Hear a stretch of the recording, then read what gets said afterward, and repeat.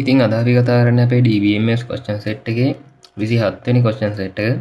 ඉතින් මේකෙදිත් අපි 16 වෙනි question set එකේදී හදාගත්ත database එක ආශ්‍රයෙන්මයි අපිට උත්තර දෙන්න තියෙන්නේ. ඉතින් අපිට මුලින්ම මේකෙදි කියලා තියෙනවා 11 A class එකේ ඉගෙන ගන්න students ලා කී දෙනෙක් ඉන්නවද කියලා. ඉතින් අපි ඒකට අදාළ කූරේ කියලා යන්නේ කොහොමද බලමු.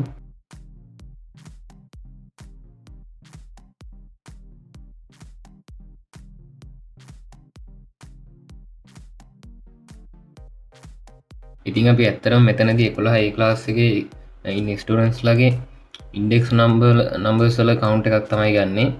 ඉතින් අපි මේ ඉන්ඩෙක්ස් නම්බර් එකට අපි කවුන්ට් කියලා කීවර්ඩයක් ඇඩ් කරගන්නවා. ඉතින් දැන් අපි අපේ query එක execute කරලා බලමු අපිට අවශ්‍ය result එක එනවද කියලා. ඉතින් අපිට බලා ගන්න පුළුවන් 11 A class එකේ students ලා 4 දෙනෙක් ඉගෙන ගන්නවා කියලා. ඉතින් දෙවෙනි ප්‍රශ්නේදී අපිට කියන්නේ first term එකේදී ලකුණු 40ත් 90ත් අතර තියෙන data records කීයක් තියෙනවද කියලා හොයන්න කියලා. ඉතින් ඒකට අදාළ query එක ලියන්නේ කොහොමද කියලා අපි බලමු.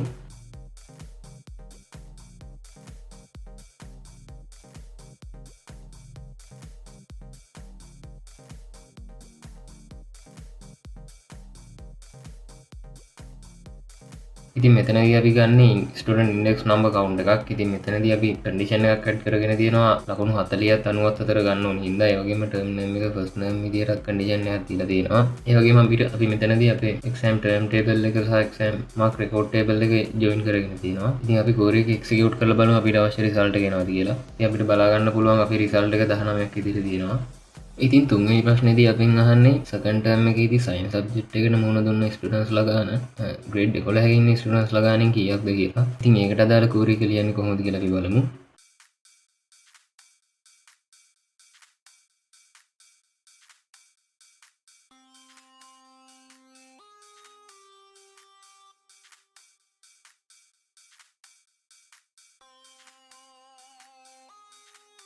ඉතින් අපේ query එක execute කරාම අපිට all students ලගෙන් science therapy students ලා 8 දෙනෙක් කියලා බලා ගන්න පුළුවන්. ඉතින් මේ query එක අපි කලින් ලියාගත්ත query වගේ නෙමෙයි. ඉතින් අපිට මේ count දෙකක් බලා ගන්න පුළුවන්. ඉතින් මේ පළවෙනි count එක ඇතුලේ මේ case දෙන්න n කියලා තියෙන එක නිකන් මේක හරියට if clause එකක් වගේ. ඉතින් මේකේ condition විදියට subject name එක science දීලා තියෙනවා. ඉතින් ඒ වගේම අපේ data repeat වෙන එක නවත්ත ගන්න මෙතන distinct කියන keyword එක add කරගෙන තියෙනවා. ඉතින් හතරවෙනි ප්‍රශ්නේදී කියන්නේ අපිට 11 A class එකේ ලකුණු 60ට වැඩිය mathematics subject එකට second term එකේදී ලබාගත් students ලාගේ admission number එක first name එක last name එක mark එක ඒ වගේම exam එක තිබ්බ date එක පින්නන්න කියලා. ඉතින් ඒකට අදාළ query එක ලියාගන්න කොහොමද බලමු.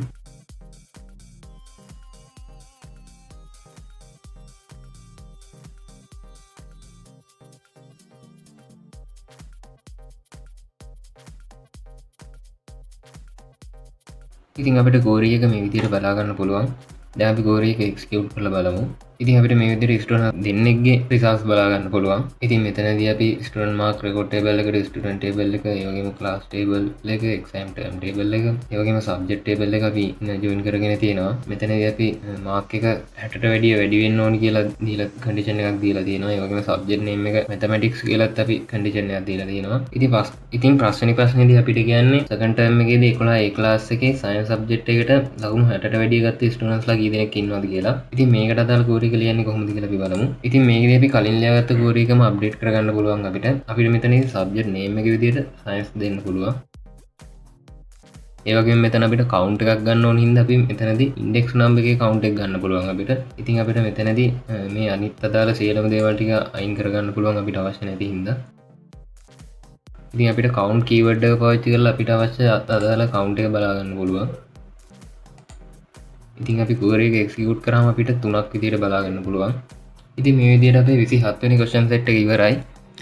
අපි ඊළඟට අපේ 28 වෙනි question set එකේදී හම්බෙමු.